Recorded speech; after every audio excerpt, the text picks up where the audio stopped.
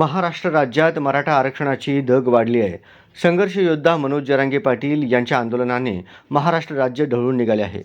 सोलापुरातील कायदेतज्ञ advocate Abdullah Dongaonkar यांनी केंद्र सरकारवर सडकून टीका केली. पंतप्रधान नरेंद्र मोदीवर निशाणा साधलाय.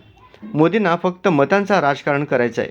महाराष्ट्र राज्याचे आराध्य दैवत छत्रपती शिवाजी महाराजांच्या समाजाचा फक्त मतांसाठी वापर करण्याची नीतिमत्ता या केंद्र सरकारमध्ये आहे. जाट समुदायासाठी पंतप्रधान नरेंद्र मोदी हे जाहीरपणे बोलतात. सर्वोच्च न्यायालयात रिटिपिशन दाखल करू आणि जाट समुदायाला आरक्षण देऊ, तर मराठा समाजासाठी पंतप्रधान नरेंद्र मोदी एक शब्द देखील बोलत नाहीत, असा सवाल ॲडव्होकेट अब्दुल्ला यांनी उपस्थित केला आहे. मुस्लिम आरक्षणासाठी कोर्टाने आदेश दिला आहे. सच्चर समितीची रिपोर्ट तयार आहे. मुस्लिम समुदायाचा इम्पिरिकल डेटा तयार आहे. तरी देखील मुस्लिम समाजाला शैक्षणिक व सामाजिक आरक्षण देता येत नाही. यांना फक्त राजकारण करायचं आहे, अशी माहिती देताना ॲडव्होकेट अब्दुल्ला यांनी केंद्र सरकारवर टीकास्त्र सोडले आहे.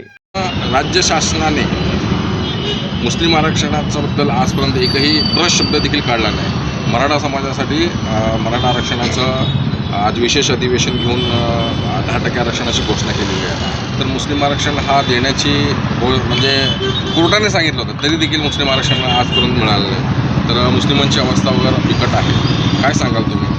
मैं यही तो आपसे कहना चाहता हूं कि ये महाराष्ट्र की मनुवादी सरकार और केंद्र की बेईमान सरकार, महाराष्ट्र के बॉम्बे हाई कोर्ट ने ये इंटरिम ऑर्डर जिस वक्त दिया था और ये कहा था कि to bring Muslim into the secular polity, they are educationally backward and this reservation should continue.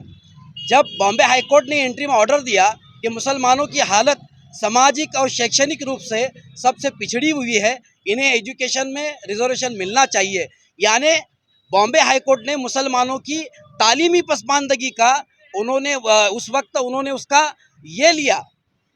लेकिन ये स्टेट की गवर्नमेंट और केंद्र की बेईमान सरकार की नीति यही है कि वो मुसलमानों को रिजर्वेशन देना नहीं चाहती है।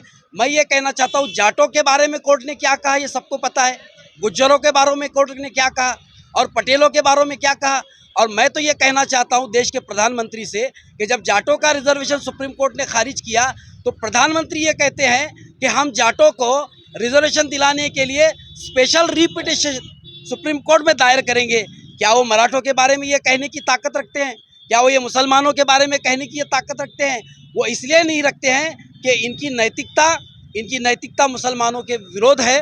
बस सिर्फ छत्रपति शिवाजी महाराज का नाम सियासत के लिए लेकर सत्ता का लाभ लेना इनका मकसद है, जबकि मुसलमानों का एम्पेरिकल डेटा हुकूमत के पास मौजूद है, सच्चर समिति की रिपोर्ट मौजूद है।